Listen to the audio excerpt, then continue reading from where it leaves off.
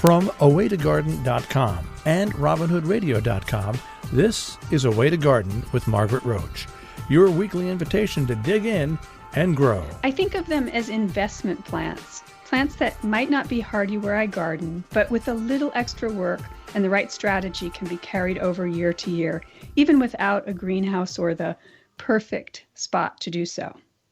Nobody I know has more investment plants than the list of about 1,600 kinds of unusual annuals and tropicals that Dennis Schrader and the team at Landcraft Environments propagates to sell wholesale to nurseries and landscapers and botanical gardens. And he's here today to encourage us to start a collection too and tell us how to keep them happy. But first, these messages.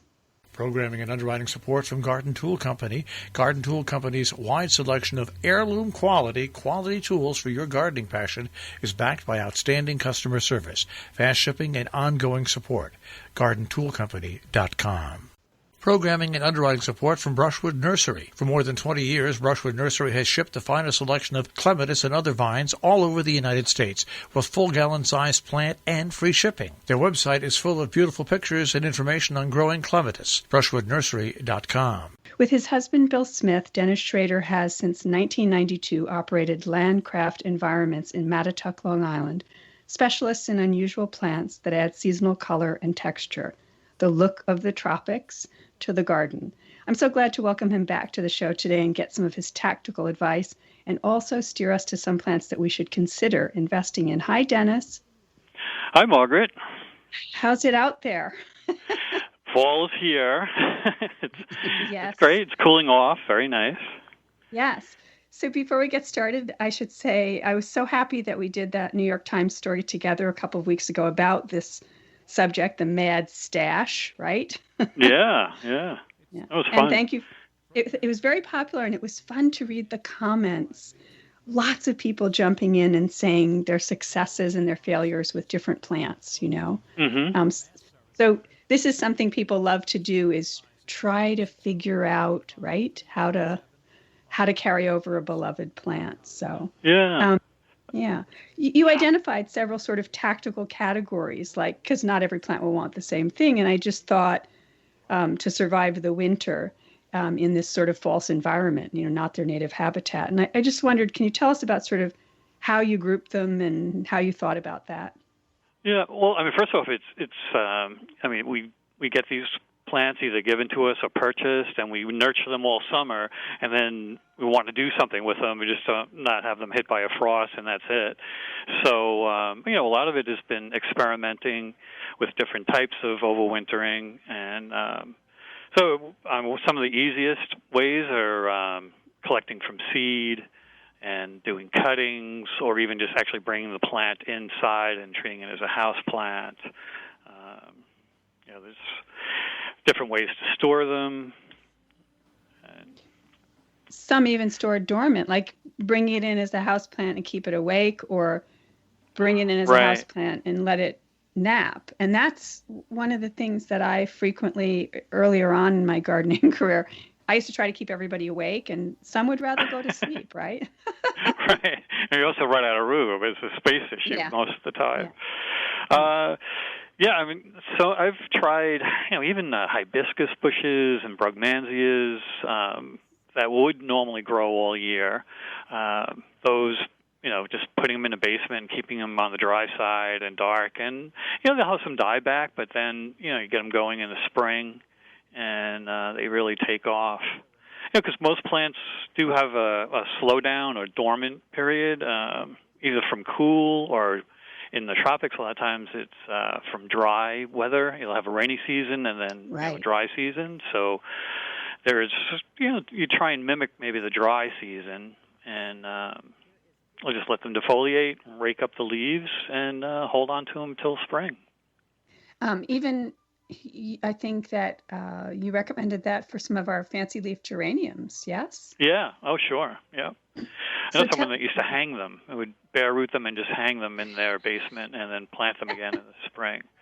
So it can be pretty radical. And what I find also is if you have success with one type of plant or a treatment of one type of plant, try it with some other ones. And we had another friend that used to keep Enseti, the red leaf Abyssinian bananas. It got so big with this huge trunk, he would keep it under his dining room table. And, it would do fine, except for you kicking it. Like, you think it was a dog or something under there. You look at it, it's this 6-foot stump. But it worked for him.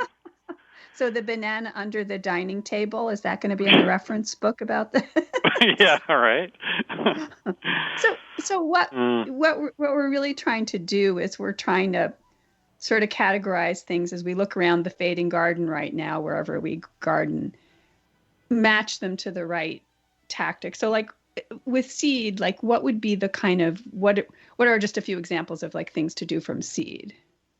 Oh, zinnias, marigolds, those are some of the common annuals, abelmotius.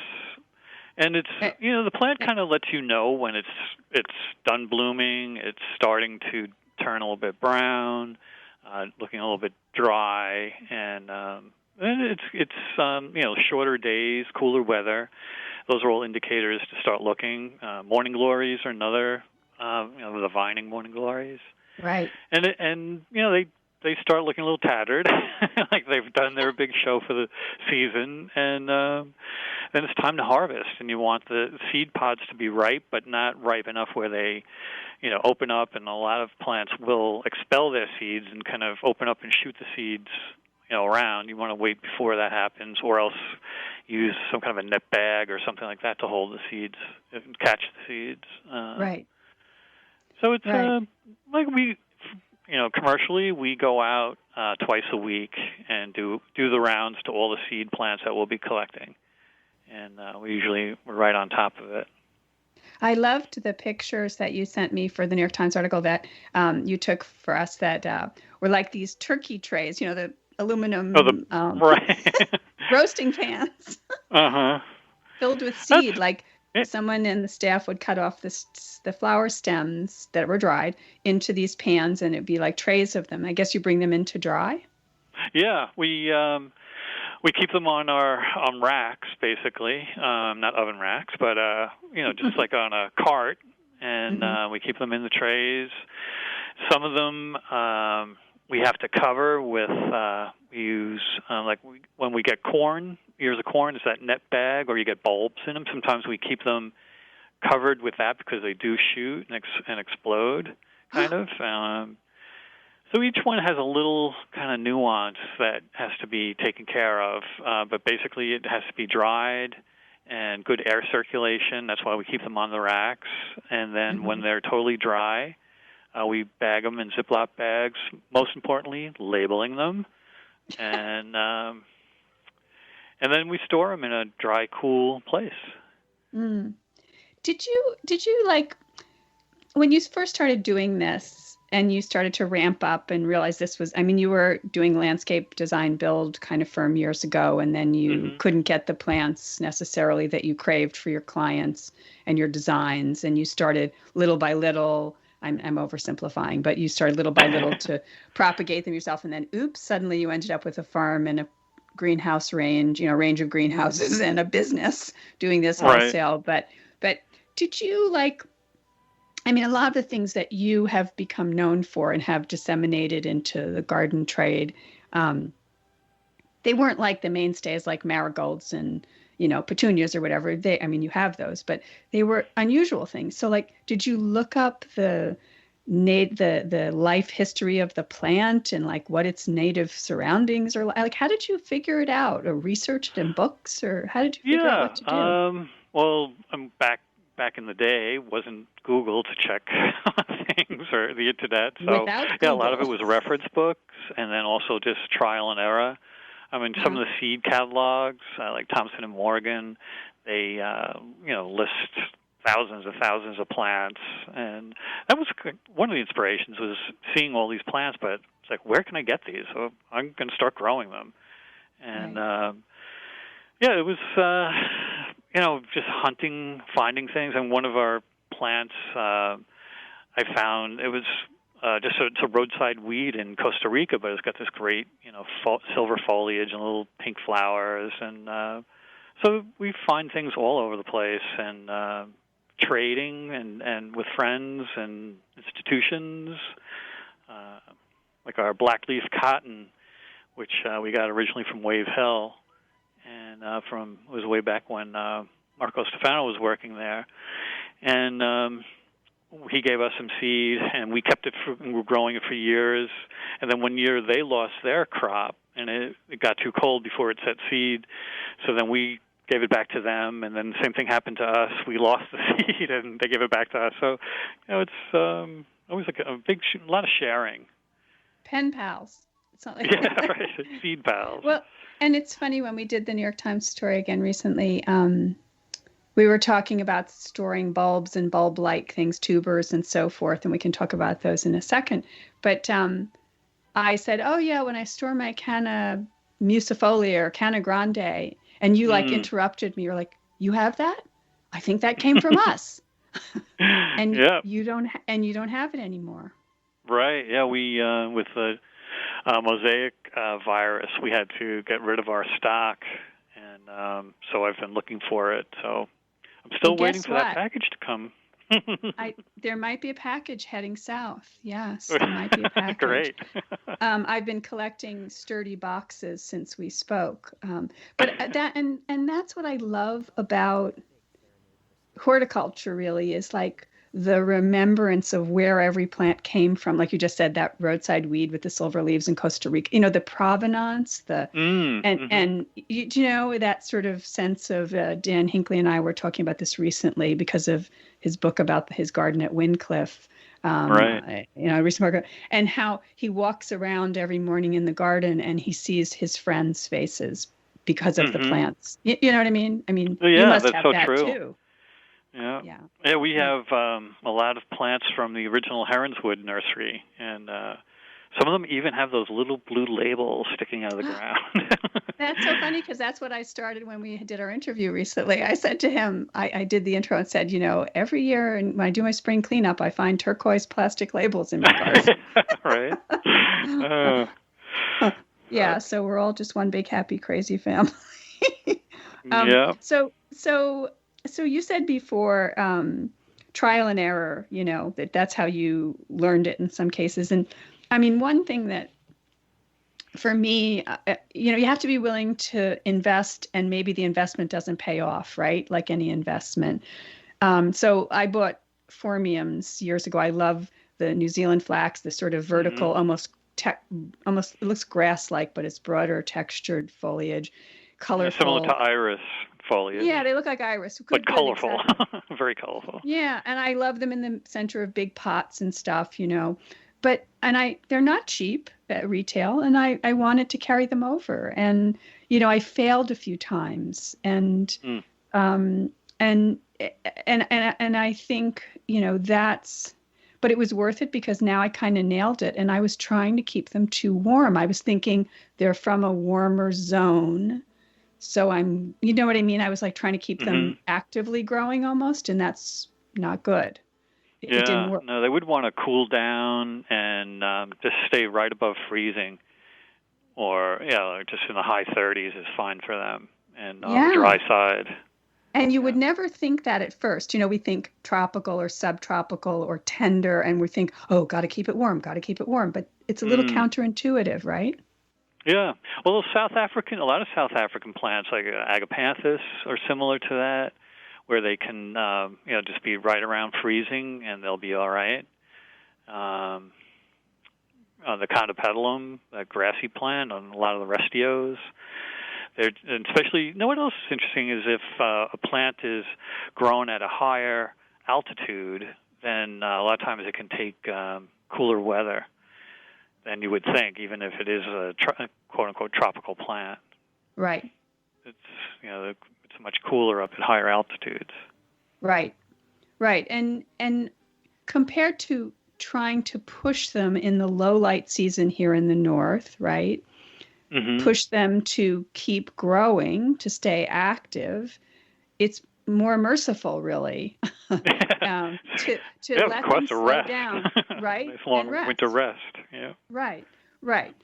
Even if, like the phormium, they have foliage, and so they don't want to be in the dark in the cellar with that pelargonium, the fancy leaf geranium, the pelargonium we were talking about, or the tropical hibiscus that's going to be leafless, or the brugmansia they're going to defoliate, right?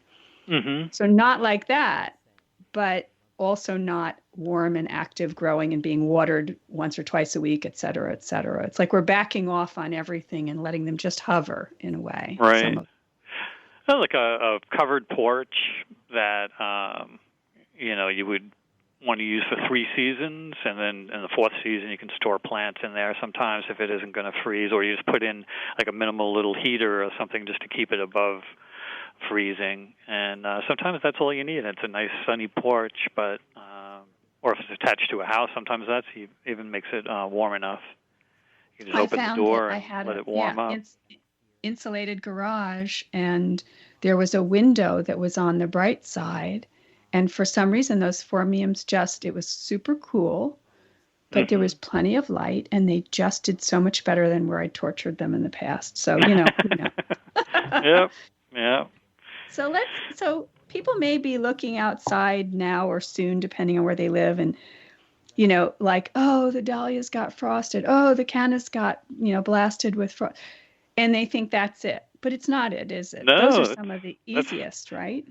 That's the signal that it's time to harvest, especially dahlias, because there's such usually most of them are just late season and they enjoy this cool weather. Like right now, our dahlias are going gangbusters in full bloom, and we're getting big bouquets every day, and. Then after we have a first killing frost, where it's down below 32, and then the foliage will turn brown or black, and the plant might even get a little mushy. But you dig it out and cut it off, leaving about an inch or two of stem, and then you have all the bulblets hanging out like fingers almost, and just keeping them, and then it can be packed into crates with. Or bags with either mulch or hay or peat moss, or wrapped in newspaper. There's so many different techniques like that. And do you dry them first? Do you sort of cure them first a little bit? Yeah. We let them air dry for a couple of days, and then again, it's almost I like to tell people to think about like overwintering potatoes. If you have like a root cellar, you're trying to mimic the a root cellar condition, dark and cool but not freezing. And potatoes will last for a long time. And if it's too warm, you'll see they'll start growing. So it's the same thing with the dahlia bulb or cannas, eucomis. Yeah, the eucomis are funny. They're the pineapple lilies. I had bought them over the last, they've become sort of a thing, a popular thing increasingly so. And you have a lot of nice selections with pretty leaves, purple leaves or spotted leaves or whatever, besides the flowers. And, I always just dragged the pots in. I'd have them in pots and I'd drag the pots in because I'm in zone 5, so they aren't hardy in the ground. And, but the pots, it's heavy. Getting into the basement, all that. And I guess, could I unpot more of these things? I mean, I guess I could unpot them. Yeah, those could be, because they are hardy into zone 7, and occasionally in 6 with some mulch, but they could be bare-rooted and, again, put into a net bag or a crate or something and stored that way. So and in bark mulch or something like that? Yeah, bark mulch, straw, hay, hulls. Sometimes there's rice hulls, or even packing peanuts. I mean, if you have a box with packing peanuts, you get a shipment in or with something, that works. Now I'm saving those to ship you the cannas.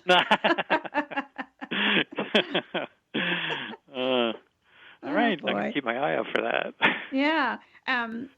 So so like say I have the dahlias and I've let them get frosted and I've cut them back and I've dried them for a few days or a week, I've let them cure a little bit, and then I'm going to pack them. Is it important to keep each clump of tubers separate, not just throw them in a big pile together in the packing material? Should there be packing material between each one, or do you wrap them in newspaper first, or any other sort of tricks? You And do know, I check on them? it's really what you have time for and how you've had success. I mean, we've done it both ways. Individual wrapping, again, something really important with dahlias is labeling if you need specific colors. But I always recommend trying something, and if it works, then just keep doing it. If you're doing something right, like your formium, you finally found something that worked for it, and then try some other plants maybe that would fit into that category and make it easier for yourself. You don't want to make it too much of a chore. Right. We can sometimes we'll divide them all, spray them with an anti-desiccant. Well, actually, let them dry and then spray them with an anti-desiccant, and then wrap them. But that's we're trying to keep as many as possible for as long as possible too. Right. And then cuttings. I mean, that's another way to go out and just start taking cuttings. You don't want to wait too late in the season for that, but that's another great way of overwintering plants or some of your favorite plants. Like coleus. Yes. Yeah. Coleus is very easy. Root right in water. Yes. And those sweet potato vines. Yeah. And salvias, some salvias, begonias, impatiens. Yeah. There's a lot of things that you can root with in water. Yeah. I wanted to spend the last few minutes. I wanted to know, are there some, you have 1,600 kinds of plants or whatever in the list right now. And by the way, people can't order from you as individuals, but you do ship in the Mid-Atlantic and Northeast and so forth, and from like Maine to Maryland. And you have a list. I'll give the link with the transcript of the show to the list of retailers on your website. And I'm just going to say out loud to people, I go to my garden center in the off season and I say, what are you ordering from? I ask them about things that I want that are on a wholesale list like yours, and nudge, to order a tray of something. You know what I mean? Sure. It's okay to ask our garden centers to think about specific items, right, that they can get from wholesalers that we can't. So, right. Yeah, we do that a lot. We'll get a special order from a garden center specifically for a client, so that's that works well. So don't be afraid to do that, everyone listening. Is to say really, because it is possible, and the garden center is still going to make the markup. It's not like you're inconveniencing anybody. So but are there some in the last couple of minutes? Are there some hot tropicals or unusual annuals that you're craving, besides the canna that I'm sending back to you, that you're wanting to find that add to the palette? Is there's like a thing right now that you're after, on the hunt for? Oh, you have everything. Yeah, I think there's a lot. I mean, I really like colorful foliage. Yes. That's anything that or variegated foliage is really. I just love variegated foliage. And just oddball things. I've been collecting for myself now. Just a lot of cordiciform plants with like big fat bases on them.